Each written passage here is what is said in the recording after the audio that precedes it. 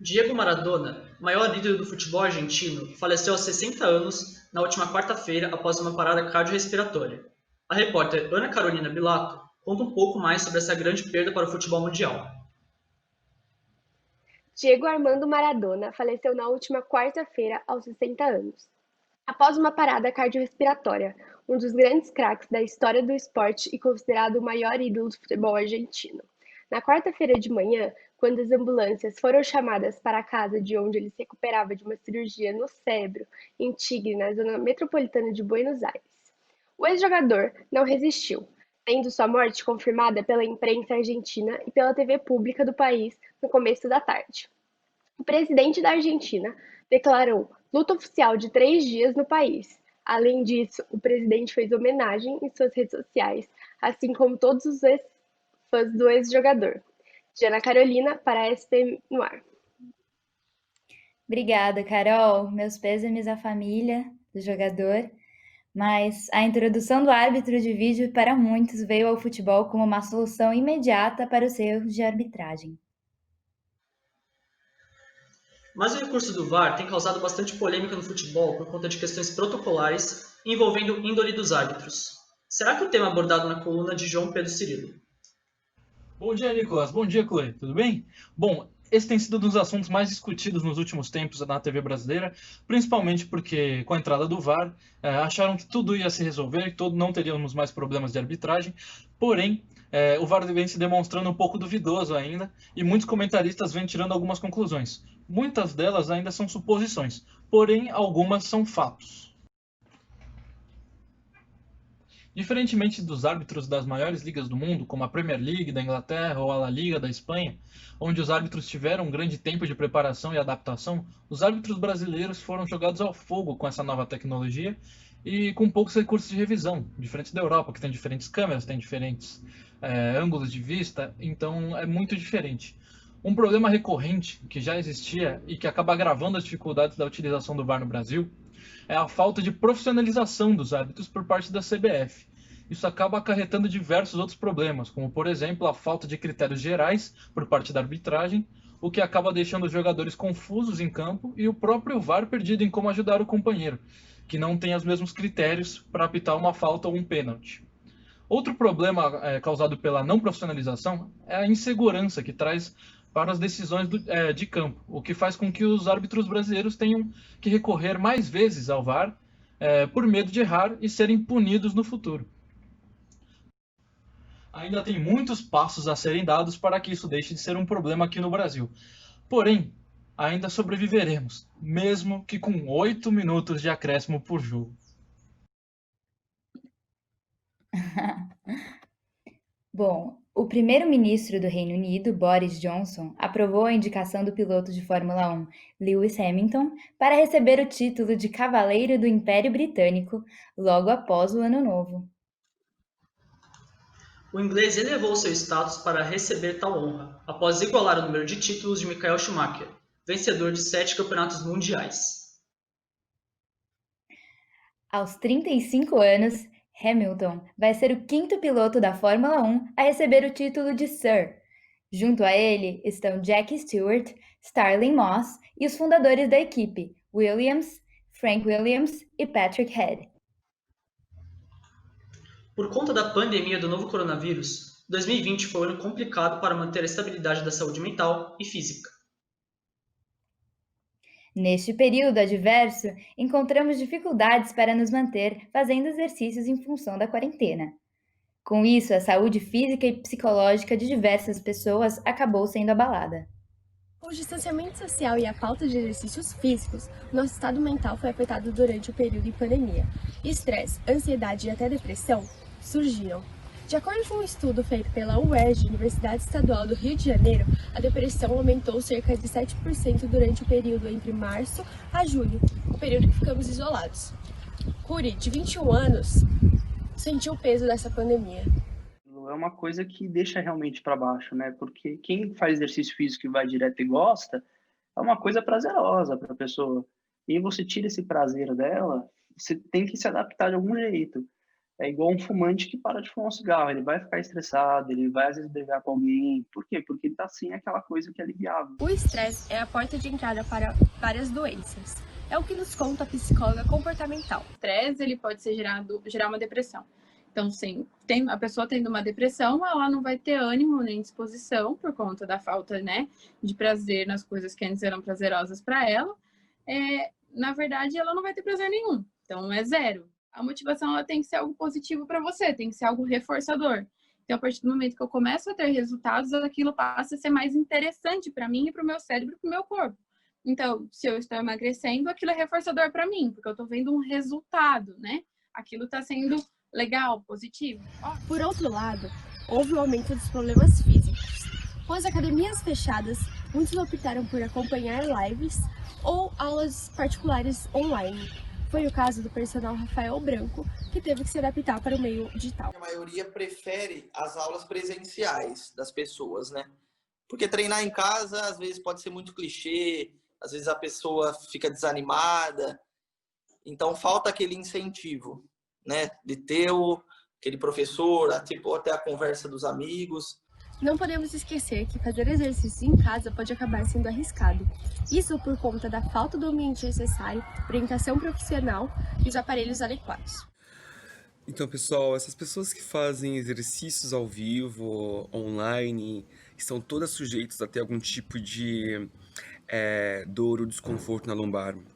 Porque o maior propósito nessas aulas online são exercícios para uma queima e um gasto calórico muito rápido. Mas todos não estão com muita importância em saber se tem ou se vai eliminar algum tipo de dor. Então, existe um cuidado, existe uma preocupação que tem que ser tomada em relação a essas aulas online. Então, fiquem atentos em relação a que tipo de profissional que vai executar, que vai te passar essas aulas, para que você possa fazer a melhor aula possível e que não te traga nenhum tipo de transtorno logo em seguida. Apesar do momento complicado em que vivemos, algumas pessoas nos contaram como foi essa experiência para elas. Você tem que arrumar alguma motivação. Ainda mais treinando em casa, você tem que fazer aquilo lá que você gosta. Eu gosto particularmente de academia e musculação, puxar ferro. Eu tive que treinar em casa, de março até agosto. E isso me fez mudar muito, tanto minha saúde mental quanto minha saúde física. Além disso, eu não tinha companhia para treinar, tinha dia que eu não sabia o que eu treinava, não tinha os aparelhos que eu estava acostumada a treinar. Me surpreendi de uma forma muito positiva, porque me ajudou tanto a controlar minha ansiedade, foi uma maneira de ocupar a mente, como um jeito de continuar fazendo exercício e cuidar da saúde. Em tempos de isolamento social, pais e professores se desdobram tentando entender a novidade das aulas online para a educação inclusiva. Vamos ver hoje como agir e ser mais responsável perante essa situação, nessa reportagem de Chloé Dubois e Maria Luísa Ogata. Em tempos de isolamento social, pais e professores se desdobram tentando entender as novidades das aulas online. Videoaula e plataformas digitais se tornaram uma forte ferramenta para o ensino à distância. O novo normal trouxe consigo muitos desafios. Porém, para pais e educadores, o maior desafio é ensinar as crianças com deficiência. Para a professora Francesca Chiacho, ensinar online exige muito mais dos professores. Tem que ter uma sensibilidade de estar ligado aos alunos que estão assistindo a sua aula. No Brasil, há cerca de 3,5 milhões de crianças portadoras de deficiência. Infelizmente, menos de 1/3 estão matriculadas em escolas. A professora Júlia Aguiar fala um pouco sobre esses obstáculos. É um tabu ainda o fato do aluno com deficiência poder estudar, poder fazer qualquer coisa que a pessoa que não tem deficiência faz. Mas eu acho que como qualquer desafio, ele pode ser alcançado com muita paciência, com muita tolerância. Você não pode discriminar o aluno, você tem que saber que ele tem uma desvantagem e sempre ser paciente em relação a isso. Com os alunos afastados das aulas presenciais, pais e parentes tentam ajudar de casa a jornada pelas aulas online. É o caso de Mônica Freitas, mãe de uma criança com síndrome de Down. Entra uma coisa de fazer uma aula para você fazer os exercícios, tirar a dúvida, aí ele não faz nada, ele fica patinando. Tanto que o desafio é montar alguma atividade para ele. Então, montar para esses um outro tipo de trabalho em que ele não fique ocioso, porque ele acabava ficando sem ocioso. Ele queria entrar, ele entrava, mas não, era como um fórum de perguntas e respostas. Você tem dúvida? Põe sua dúvida aqui. E ele tem dificuldade para escrever até hoje, apesar de ter 12 anos. Então, não é fácil. Para manter um ensino contínuo, a pedagoga com 30 anos de profissão, Francesca Chião, conta algumas dicas de como prosseguir com a educação inclusiva à distância. Alunos que apresentam qualquer tipo de dificuldade, alguma deficiência, eles precisam ser vistos de uma forma acolhedora, de uma forma global e sempre com um planejamento totalmente voltado para as suas necessidades. Elas precisam ser muito cuidadosas. O profissional que o acompanha, tanto o facilitador quanto o professor da turma, eles devem estar em sincronicidade, alinhar as percepções. O professor tem que fazer uma avaliação diagnóstica para sentir como ele está recebendo esse aluno e assim fazer as estratégias necessárias e personalizadas para estes alunos. E aí, galera, estamos curiosos para saber o que vocês estão achando da nossa live. Vamos ver mais comentários. Aqui temos o comentário da Eide Vargas. Parabéns, equipe. Bom trabalho. Temos outro aqui do Gustavo Fongaro, que respondeu o comentário do Luke Ione. Hamilton é o melhor de todos os tempos? Ele respondeu, quem é Hamilton perto de Senna? Sempre polêmico o Gustavo, sempre brigando com o Luca sobre automobilismo. E aí, Chloe, o que você achou aí? Achei ótimo.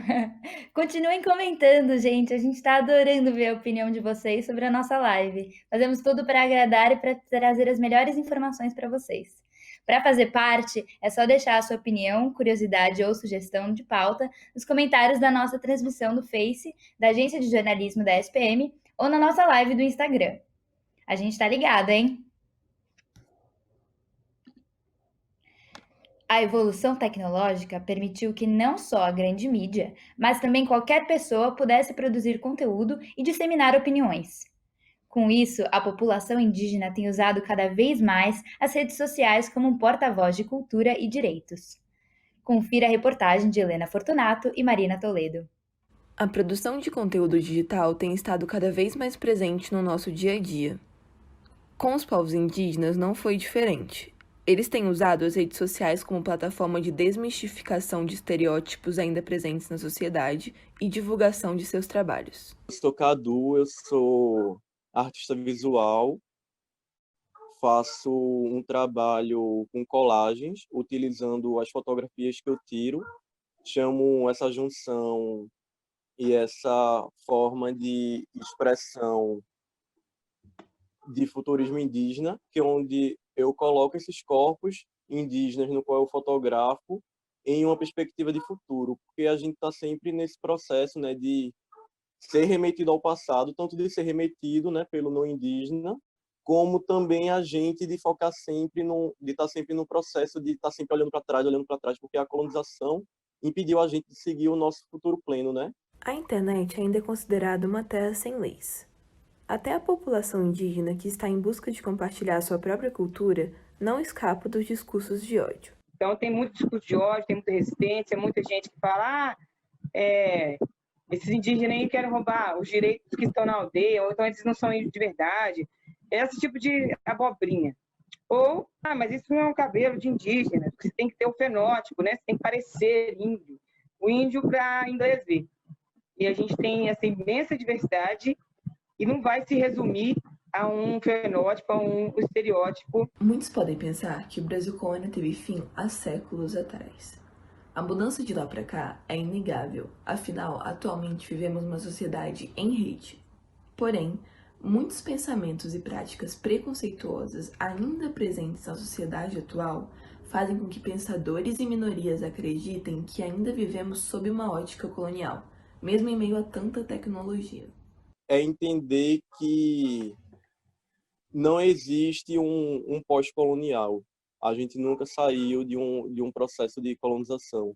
A gente só está vivendo outros moldes dessa colonização.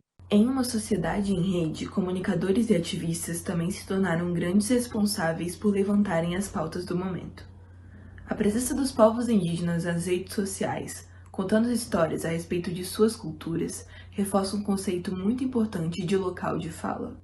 É de mostrar que nós somos diferentes, nós somos pluriversais, nós somos um universo de muitas possibilidades, de muitas línguas, de muitas tradições, usos, costumes, e tudo que está assegurado na própria Constituição, né? A maior relevância é essa, de mostrar o que é ser pelo olhar dos próprios indígenas, né?